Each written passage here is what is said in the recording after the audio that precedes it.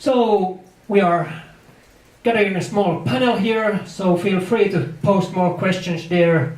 Let's welcome on stage also Scott and Sulka. Yeah. So there's a question: to what extent is the data from the 108 individuals using the OpenAPS system available to research? It's a great opportunity for medical device manufacturers to be able to build on your app. That's a great question. Some individuals have already made their data publicly available, and we are also working on a way to allow people to donate their data into a centralized database so it can be used for research. Also, there are people not using the OpenAPS algorithm but are using Nightscout who have also offered to donate their diabetes data. Nightscout is a great data repository, and so we're working for ways for people to do that both for Nightscout and OpenAPS. So not yet, but coming soon. And I'm really glad you asked that question, because one of the things I think we're going to segue to in the panel is there are a lot of opportunities for the traditional manufacturers. We give them a lot of crap sometimes, to be honest, but they make really good, solid, basic diabetes products. They are making more advanced products that are going to come out on the market, and our goal is to help make them better. Because there's some things where, you know, they go through testing, but they don't test with a lot of users, and they come out with a product that just, quite frankly, doesn't work good enough. It's basic, but it's dumb, and we want the smart versions of the pumps and the smart versions of the algorithms, and we have a lot of insight from these 108 users, which, in addition to looking through our data, which I'm hoping that a lot of companies and individuals will do, we can also take insights as a whole from the community and say, hey Medtronic, hey Dexcom, hey Diaboloop, name the company, here are some insights that you want to make sure to incorporate into your product development, so when the products do come out on the commercial market, there are tons of people who would love to use a commercial product and not have to hack and use a really great product, but that requires a really great product to come out onto the market. So we want to help them do the same. Great answer. So I had a few questions prepared. First one is the doctors, the professionals. I know Madis will comment on after us, but in your experience, how do the doctors take this information? And sure.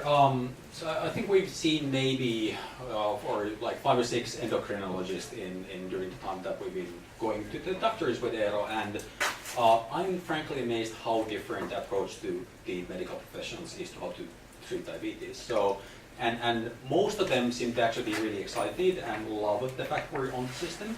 So because they understand the value of us being able to treat Eero way better, and his long-term blood sugars are really, really good for his age. And so the doctors can really say that, okay, like they can see from the data that we're doing the right thing.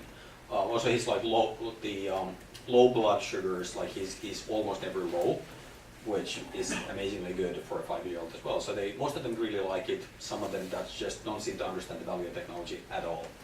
And this really should be changed. But so far at least they've been very happy. I could say I went to my doctor when I first built my open loop system, the louder alarm system, and said, hey, I built this really cool thing, I want to tell you about it. And he's like, well, do you have less lows? And I said, yes. And he's like, okay. And it was the only question he asked about the system. And I was really disappointed because I was super excited about it. I thought he would be too. So when I closed the loop and I had a full-blown artificial pancreas, I didn't tell my doctor for a while. Because what's the point? My relationship with my doctor was more about getting prescriptions and less about him doing diabetes management, because most people with diabetes, once they're adults, you do all the management yourself. You're making dosing decisions day in and day out, and the doctor doesn't really do that much other than check in with you on a regular basis, you know, every 6 months, every year, depending on the person. So eventually I told him, and he said, okay, cool, but that was about it. But we've heard from a lot of other people in the community who decided to close the loop. Some talk with their doctors about it, some don't. And it's been really interesting because some people are nervous to tell their doctors because they're worried that their doctors will say, don't do that, or you can't do that.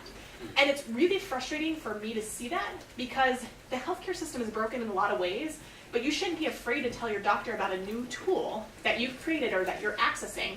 And I want to see this kind of conversation about data access in these kind of tools become the norm so that doctors will proactively ask, what kind of tools are you using to help you treat your diabetes? Whether they're commercial or not, there shouldn't be any judgment. It should just be questions to make sure that the person knows what they're doing and that they're getting good outcomes, and for the doctor to even recommend some of these solutions. And we have seen some doctors actually recommend that patients consider checking out OpenAPS. But it's sensitive because we're not approved by the FDA.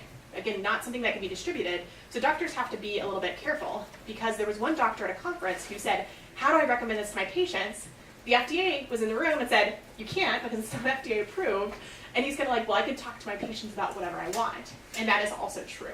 So there's just some fine gray area that we have to dance around. But I'm hoping to see more endocrinologists respect this, and also to see it become more the norm, where people are bringing in these rich data sources and having more clinicians be able to deal with it.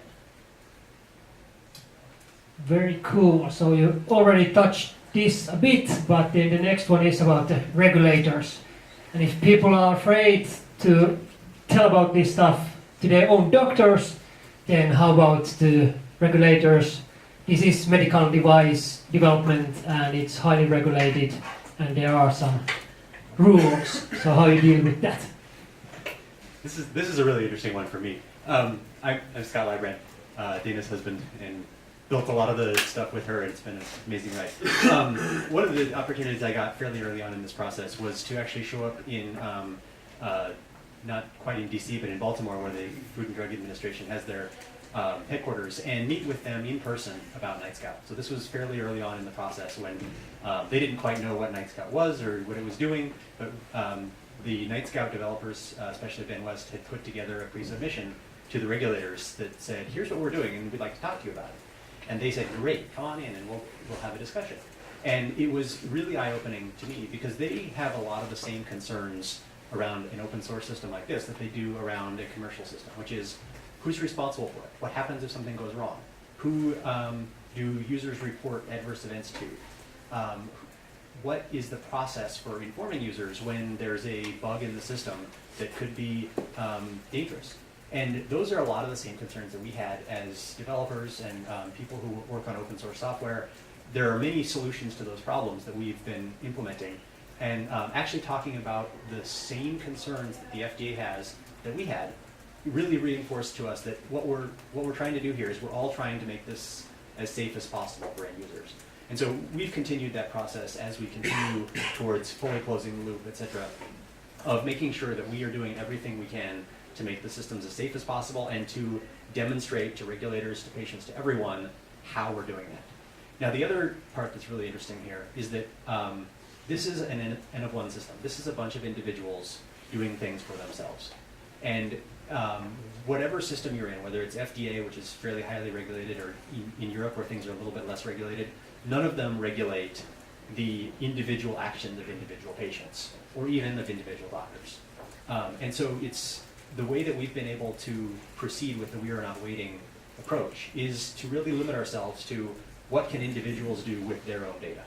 It's my data, it's my body, or in Solka's case, it's his son, and he's got full responsibility. It's Dana's diabetes. They have the full ability to decide for themselves what they're going to do.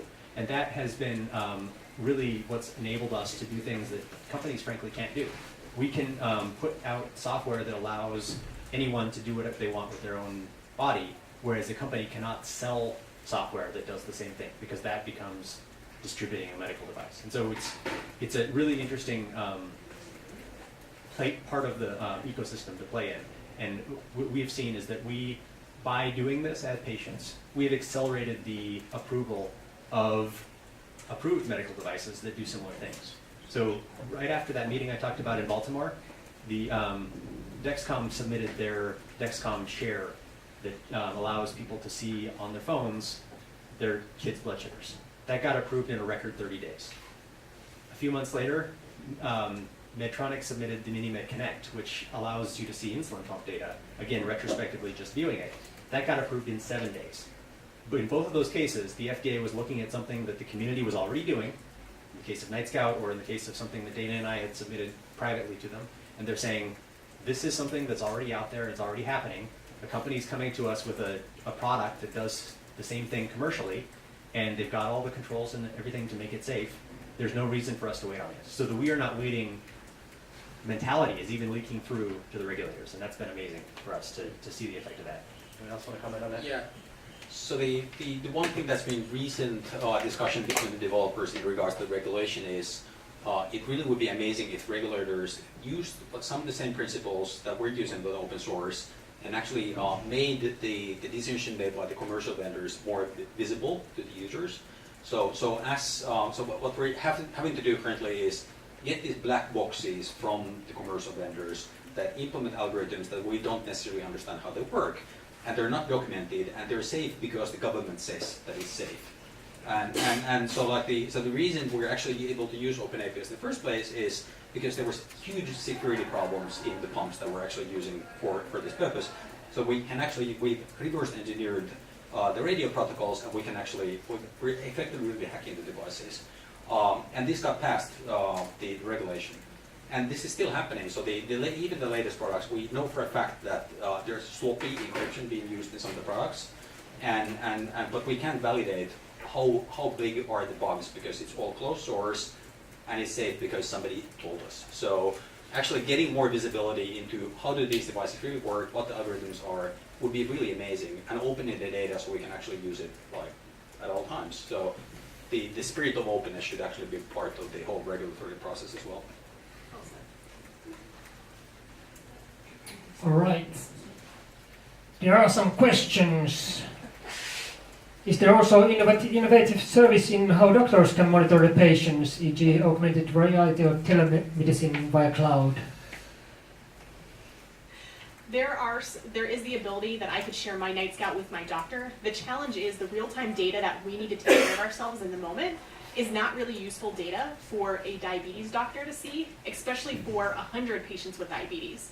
So there is technology available, but I think there needs to be a lot of work done to make better tools for healthcare providers to deal with data, whether it's diabetes or otherwise, because there's not a lot of good tools to aggregate the data or to show trends or say, here's how you take action looking at the trends. So I think that's one space that really needs to be improved, even though, yes, they could look at my data real time, they don't really know what's going on unless I tell them what's going on, so it's really hard for them to take action. But I just have a quick follow-up question to that. But wouldn't that be a way to make the doctors accept the technology if you can actually show them over the last week that you've been within your limits? Well, I have some experiences in that as well. So the doctors might not want to track each one of their patients in real time. So of course they want to take a look at the data when I go to meet the doctor, and then they either download it from my devices or they can use the cloud service. But it's less real time, let's say. It does help. It does facilitate that sharing. If I already have all my data available in the cloud, I can just tell my doctor, okay, here's the data, take a look even before I come to reception. So that's already happening with the Night Scout. Oh yeah, but I was just talking about the acceptance from the doctors if they can actually see that it's working. Maybe. The doctors who have been really hesitant about it are more worried about the risk to them. So they'll oftentimes put notes in the medical chart, which I advise my patient not to use this. The patient acknowledges it's off-label. The patient says that they're taking the risk on themselves, and then they'll be willing to have a conversation or actually talk about the data. But that seems to be the bigger barrier, is the concern about themselves, which I kind of get that. So to be honest, that's the real barrier, is making sure that me as a patient doing something does not put my doctor at risk, just like it doesn't put Scott at legal risk just because I do something stupid or smart. Like, he is not at risk for that. That is my decision. Yeah, also something I understand is the amount of time patients get with the doctors, even if you have a diabetes, is incredibly small. So in Finland, if you have a kid, you get a lot more support than adults do, which is 1 hour every 3 months. And for the doctor, that basically they have 1 hour to process all the data you're giving them and make recommendations. And with growing kids, that recommendation is likely to not be valid within 2 weeks. So what we really are doing with these tools is enabling the patient to make the decision for themselves.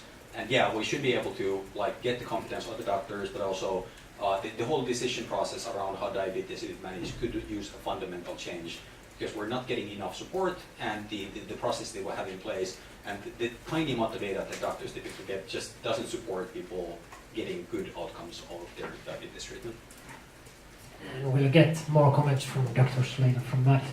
I really want to go through that question still, the distribution, deployment. How do you make the stuff available for other people's and what safety is required there? We've already touched on this a little bit, which is I cannot hand this to anybody. Nobody in the world can hand it or shouldn't be handing it to somebody else. There's like legal aspects of that, but there's also moral aspects of that, which is I want you to make sure you understand the devices that you have. And so you need to look through the code, understand how the algorithm works, understand when it's going to work and not, to answer some of these safety questions. And so if you look at openaps.org, and if you look at anything I write about OpenAPS personally, I always say, you should do this yourself. There are very important safety reasons for you to do this. And that's also a big part of the learning process, and realizing there's a learning curve if you just don't take it out of the box and it works. The same is true for an insulin pump, but it's even more true when you're using this open source software that, yes, might still have bugs somewhere, but you need to look and figure out where those are.